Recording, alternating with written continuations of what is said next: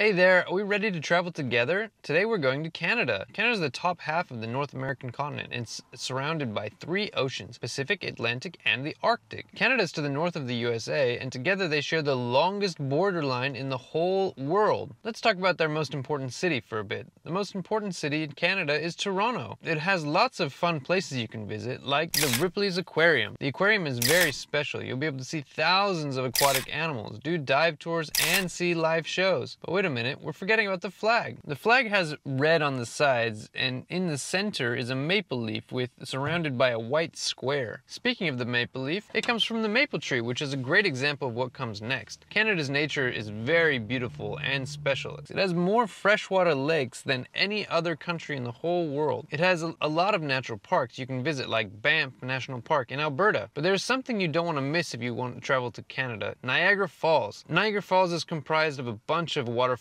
together, and the best part is you can see them from very close. You should know this. Canada, the main languages that can be found are English and French, but also they have Chinese and Spanish. Let's pause for a minute because we're getting hungry. Let's eat poutine. This is a typical dish in Canada. Originally from the Quebec area, it consists of French fries, grain cheese, and gravy sauce. But we also have tourtière. It's a savory cake and you can eat it with pork or beef. It can be found at special events such as Christmas and New Year's. And now that we've eaten and ready to play, let's talk about sports. The most popular sport in Canada is ice hockey, and it's played on the ice, as you can imagine. It has two teams of 6 players that face each other with the objective of scoring a goal. There's also lacrosse, which is the national sport of Canada and is more of a summer sport. It's similar to hockey, but it's played in an open field where each team has 10 players on the field. To give you a better understanding of Canadian traditions, they're somewhat similar to France and England, which were its colonizers. There were people there before these two cultures arrived. This is where the indigenous people thrived. They had a fun tradition. Minokin is a dance that, according to the indigenous people, it allows us to go to the past. There's even a special town called Gitsen. This is a town in the north of Canada that is disconnected from all the society of the center of the country. Now on to our favorite part, the animals and fruit. In Canada, you can meet the polar bear. These furry friends are so popular in Canada that they adorn the $2 coins. Also, you can see elk or moose. These hoofed giants can be found in the forests of Canada, and it's so important that they even have their own ice cream called the Moose Tracks. Although it's very cold, they have huge gardens of fruit crops such as apples, blueberries, cherries, grapes, peaches, pears, plums, raspberries, strawberries, and many others. Remember, if you travel to Canada, don't forget to check the weather when planning your trip. It can get very cold. And don't forget to download your information pack full of information, photos, and activities all about Canada in the description below.